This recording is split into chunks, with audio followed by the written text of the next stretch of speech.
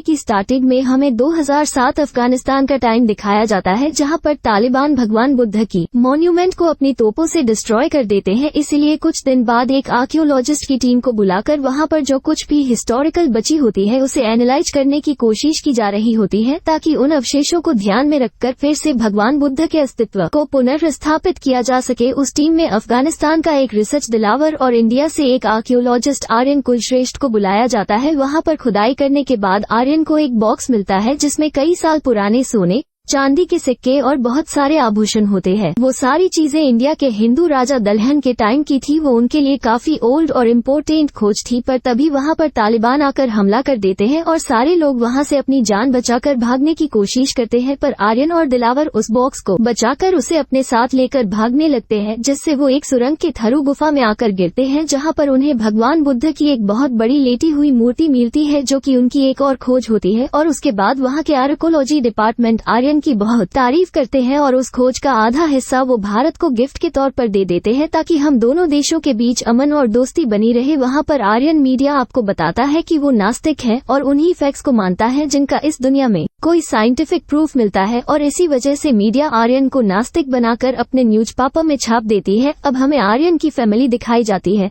जिसमें उसकी wife professor Gayatri और उसका एक बेटा कबीर होता है, जो हमेशा कॉमिक्स पढ़ता रहता था। अब हमें पता चलता है कि पुष्पक कंपनी और गवर्नमेंट मिलकर सेफ समुद्र प्रोजेक्ट को लेकर आने वाले हैं, जिसके लिए वो राम सेतु को तोड़कर वहां पर एक शिपिंग कैनल बनाना चाहते हैं, जिसकी वजह से उनके शिपिंग बिजनेस को बढ़ावा मिल सके। पर लोगों की सेफ से श्रद्धा जुड़ी हुई थी, क्योंकि श्री राम द्वारा बनाया गया था, और इसीलिए वो इस प्रोजेक्ट के अगेंस्ट होते हैं। और राम सुरक्षा समिति ने कोर्ट में इसके अगेंस्ट पेटिशन भी डाल दिया होता है। इसीलिए पुष्कर कंपनी के ओनर इंद्रकांत को प्रूफ देना था कि राम सेतु मेन नहीं बल्कि नेचर मेड सेतु है, जिसे श्रीराम से पहले बनाया गया था। और इसके लिए आर्कियोलॉजी डिपार्टमेंट के मैनेजर आर्यन को हायर करते हैं और वो उससे कहते हैं कि वो कोर्ट में एक ऐसी रिपोर्ट बनाकर सबमिट करें जिससे कोर्ट को लगे कि नेचर मेड सेतु है, क्योंकि खुद आर्यन गॉड में बिलीव नहीं करता था, इसीलिए उसे श्रीराम में बिलीव नहीं था और उसे लगता था कि ये सेतु श्रीराम के टाइम से बहुत पहले का है, और इसीलिए वो अपनी एक रिपोर्ट रेडी कर लेता है, जिसकी वजह से उसके बाद गायत्री उसे इस रिपोर्ट को कोर्ट में सबमिट करने से रोकती है, क्योंकि इससे श्रीराम के अस्तित्व पर भी कई सारे सवाल खड़े हो जाते और लोगों की आस्था को भी ठेस पहुंचते, क्योंकि राम सेतु श्री राम के अस्तित्व और उनकी पहचान का एक संबल था। पर आर्यन उसकी कोई भी बात नहीं सुनता है और अपनी रिपोर्ट को कोर्ट में सबमिट कर देता है। साथ ही आर्यन उसमें ये भी मेंशन कर देता है कि रामायण सिर्फ एक काल्पनिक महाकाव्य है, जिसकी वजह से अब लोग सड़कों पर उतरकर इसका विरोध कर लगते हैं, क्योंकि इसकी वजह से उनकी आस्था पर भी कई सारे सवाल उठ चुके थे। और उसी के प्रेशर में कोर्ट को साइंटिफिक प्रूफ लाने के लिए कहती है,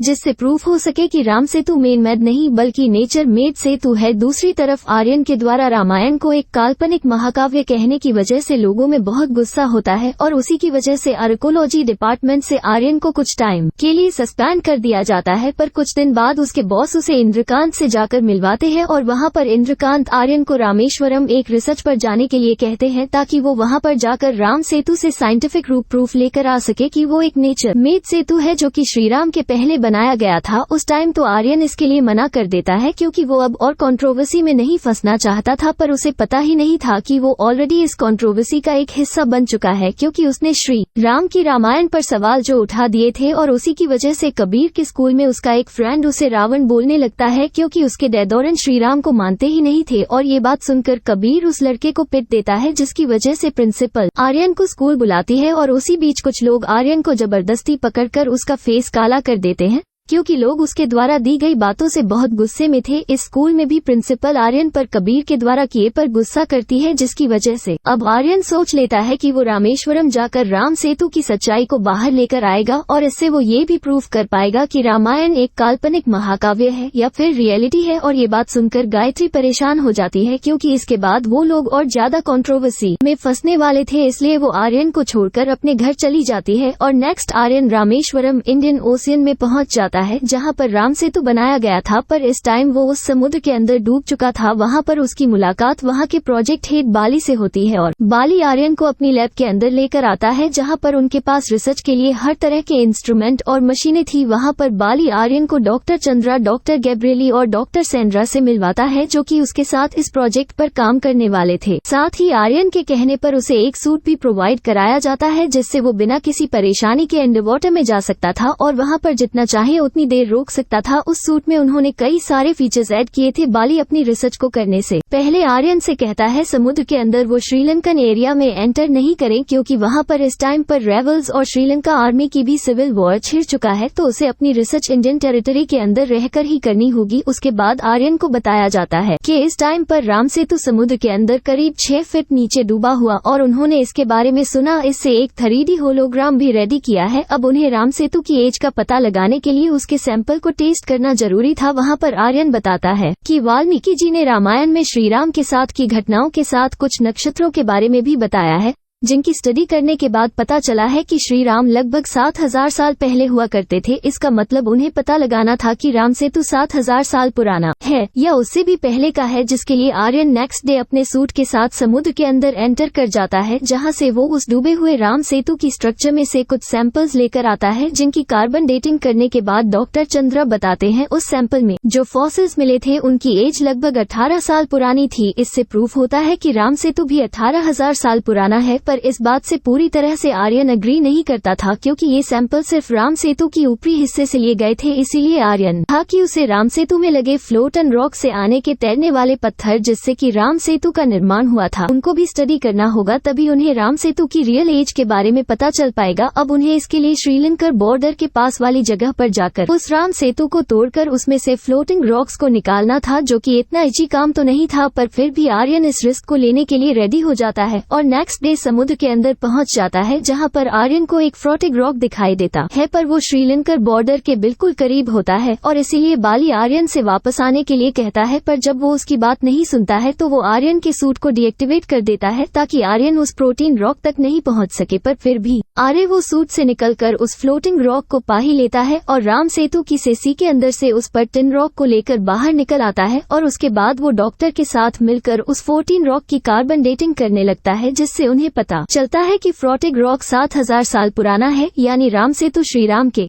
टाइम का ही था और जो सैंपल उन्हें पहले मिले थे उन स्टोन को वहां पर किसी ने कहीं और से लाकर प्लॉट किया था। यहाँ पर हमें क्लियरली समझ आ जाता है कि इंद्रकांत ने ही बाली के साथ मिलकर उन स्टोन को वहां पर प्लांट कराया था ताकि जब आर्यन को वो स्टोन मिले तो वो उसकी रिपोर्ट से प्रूव कर सके कि राम सेतु 18,000 साल पुराना है और फिर वो राम सेतु को तोड़कर अपनी शिपिंग कैनाल बना सके, जिससे उन्हें फ्यूचर में बिजनेस से बहुत फायदा होने वाला था। और अब इस फ्लोटिंग रॉक की वजह से आर्यन को समझ आ गया था कि राम सेतु श्रीराम ने ही बनाया था और इसीलिए अब इंद्रकांत आर्यन और उसकी टीम को आगे की रिसर्च करने की परमिशन दे देता है। अब उसकी टीम में डॉक्टर सैंड्रा और डॉक्टर गिबल होते हैं, पर उसके लिए उसे श्रीलंका के बॉर्डर में एंट्री करके वहां से और ज्यादा फ्लोटिंग रॉक के सेगमेंट चाहिए थी और उसी के लिए वो तीनों नेक्स्ट डे समुद्र के अंदर अपने शिप को लेकर निकल जाते हैं। अब बाली को पता था कि समुद्र में स्टॉर्म आने वाला है और इसीलिए उसका प्लान था कि वो उन तीनों को उस स्टॉर्म में ही मार देगा और इसीलिए स्टॉर्म आने के बाद उसने आर्यन के शिप के सारे सेफ्टी फीचर्स को डीएक्टिवेट कर दिया। उस पर पहले से ही शक हो गया था, इसीलिए वो उस फ्लोटिंग रॉक को अपने बैग में छुपा कर ले आए थे क्योंकि राम सेतु श्रीराम के टाइम का था और इसका प्रूफ उनके पास सिर्फ वो फ्लोटिंग रॉक ही था। अब समुद्र के अंदर स्टॉर्म आने से वो लोग सी में डूबने लगते हैं, तभी वहाँ पर एक श्रीलंका टूरिस्ट गाइड एपी उन्हें मिलता है जो उनकी जान बचाकर उन्हें श्रीलंका में ले आता है और वहाँ पर आर्यन अपनी खोज के बारे में एपी को बताता है। अब तक उन्हें ये भी पता चल चुका था कि इंद्रकांत और बाली ने जानबूझकर उन्हें मारने की कोशिश की थी ताकि वो राम सेतु की रियल सच्चाई को कोर्ट के सामने नहीं ला सके और अब आर्यन को इस फ्लोटिंग रॉक के अलावा भी कुछ और एविडेंस की जरूरत थी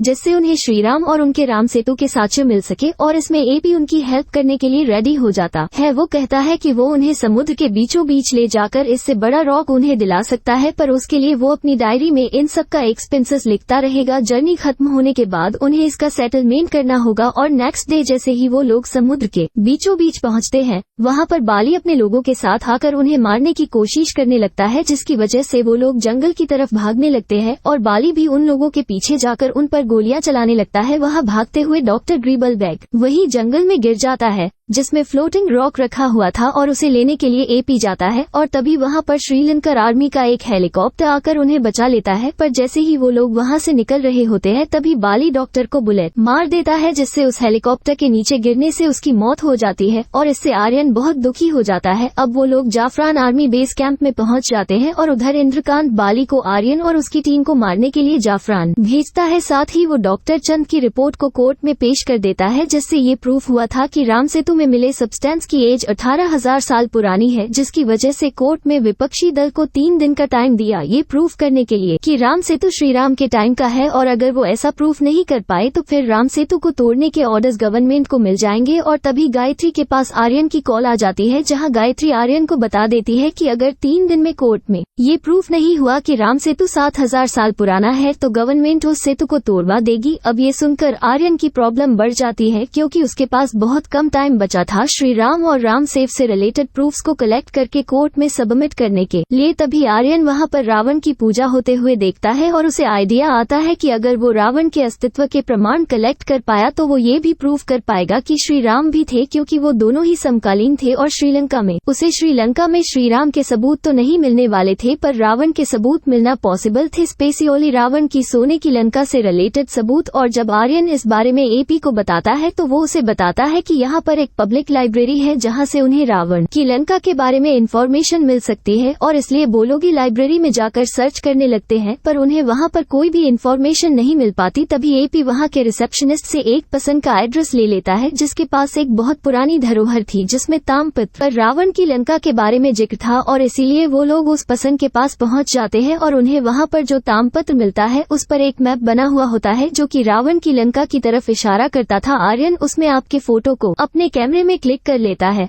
जिसमें रावण के महल को एक ट्रेंगुलर सेट में दिखाया गया था, जिसका रास्ता अशोक वाटिका से एक टनल से होता हुआ रावण के पैलेस तक पहुंचता था। और एपी को अशोक वाटिका का रास्ता पता था, इसलिए वो आर्यन और डॉक्टर सांद्रा को लेकर अशोक वाटिका पहुंच जाता है, जहां पर आर्यन उस मैप को डिकोड करने की कोशिश करता है तो उसे पता चलता है कि उन्हें उस टनल तक पहुंचने के लिए रावना फॉल्स के पास जाना होगा, जो अशोक वाटिका से लगभग 20 किलोमीटर दूर था। दूसरी तरफ बाली अपने लोगों के साथ आर्यन के बारे में पता करते हुए उस मैप वाले पर्सन के पास तक पहुंच जाता है और उसे मारकर पता लगा लेता है कि आर्यन इस टाइम पर अशोक वाटिका की तरफ किसी टनल की खोज में गया है, और इसीलिए इंद्रकांत बाली से कहता है कि किसी ऐसे पर्सन को ढूंढो जो आर्यन की तरह सोच सके और उसे वो मैप देखा हो, जिससे उन्हें पता चल सके कि आर्यन कहाँ पर है। उधर आर्यन उस टनल को पानी के अंदर ढूंढ लेता है और फिर वो उसके थ्रू एक गुफा में पहुंच जाता है, जहाँ पर उसे वहाँ की दीवारों में एक स्क्रिप्ट इनकैप्टिव मिलती है जो वहाँ की बहुत प्राचीन लिपि में लिखी हुई थी। आर्यन उसके फोटो निकालकर उसे फॉलो करते हुए रावण के पैलेस के द्वार तक पहुंच जाता है, जो कि बंद होता है और उसका गेट उस ट्रायंगुलर शेप में होता है जैसा कि उन्होंने उस मैप में देखा था। वहां पर उन्होंने 2 रास्ते दिखाई देते हैं, जिसमें से एपी आर्यन को श्रीपदा वाले रास्ते चलने को कहता है और उसे यकीन दिलाता है कि उसे वापस श्रीराम और रावण दोनों के सबूत मिलेंगे। साथ ही वो बताता है कि श्रीपदा को त्रिकूट पर्वत भी बुलाया जाता है और त्रिकूट पर्वत का जिक्र रामायण में भी हुआ था, जिससे रावण की सोने की लंका दिखाई देती थी, और इसीलिए उन्हें लंका के होने के प्रमाण वहीं से मिलने की उम्मीद भी थी। इसीलिए वो लोग त्रिकूट पर्वत पर जाकर लंका को देखने की कोशिश करने लगते हैं और वहां पर उन्हें एक प्लांट मिल जाता है जो कि संजीवनी होता है, और इसे प्रूव हो जाता है कि वो रावण की लंका में ही, क्योंकि उस प्लांट का सच ओनली वही मिल सकता था। वो उस प्लांट को अपने पास रख लेते हैं, पर तभी वहाँ पर बाली गायत्री को लेकर पहुँच जाता है और उन सबको अपने हेलीकॉप्टर में बैठा लेता है, और इसके बारे में गायत्री ने ही उस मैप को डिकोड करके उसे आर्यन की लोकेशन के बारे में बताया था। अब बाली आर्यन से उस फ्लोटिंग रॉक्स के बारे में पूछता है, और जब आर्यन कहता है कि वो पत्थर उस जंगल में ही कहीं पर छूट गया तो बाली को यकीन नहीं होता है और वो डॉक्टर्स को गन पॉइंट पर ले लेता है, और जब एपी उसे बचाने के लिए आगे आता है तो बाली उसे धक्का मार देता है, जिसे एपी हेलीकॉप्टर से नीचे गिर जाता है और उसका बैग आर्यन के हाथों में आ जाता है। आर्यन गुस्से में उस बैग को बाली के सर पर मारता है, जिससे बाली वहीं पर नीचे गिर जाता है और डॉक्टर सैंड्रा से हेलीकॉप्टर को रोकने की कोशिश करने लगती है, जिसकी वजह से वो क्रैश हो जाता है और वो सारे लोग घायल हालत में नीचे आकर गिरते हैं, जहां पर आर्यन उस एपी के बैग को लेने जाता है और तब उसे पता चलता है कि वो फ्लोटिंग रॉक एपी के बैग में ही है। साथ ही आर्यन बाली को भी बचा लेता है, जिससे बाली उन्हें वहां से निकालने का इंतजाम करता है। दूसरी तरफ आज कोर्ट में फाइनल वर्डिक्ट होने वाला होता है,